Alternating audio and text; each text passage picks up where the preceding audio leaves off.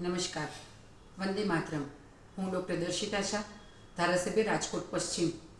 આપ સૌને નમ્ર વિનંતી કરું છું કે આપણે સૌ જાણીએ છીએ કે ભારત એક બિનસાંપ્રદાયિક દેશ છે અને વકફ બોર્ડના કાયદાથી છેલ્લા કેટલાય વર્ષોમાં 9 લાખ એકર જગ્યા હિન્દુઓની આપણા હાથમાંથી ચાલી ગઈ છે.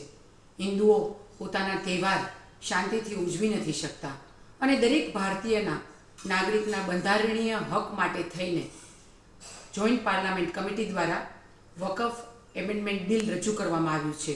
ત્યારે દરેક હિન્દુઓને, દરેક સનાતનીઓને હું નમ્ર વિનંતી કરું છું, નમ્ર અપીલ કરું છું કે આપણે સૌ એકત્ર થઈને ખૂબ મોટી સંખ્યામાં આ બિલના સમર્થનમાં વધુને વધુ મેલ કરીએ અને એક રાષ્ટ્ર શ્રેષ્ઠ રાષ્ટ્રમાં આપણે સૌ સહભાગી બનીએ. આપ સૌનો ખૂબ ખૂબ આભાર. ભારત માતા કી જય.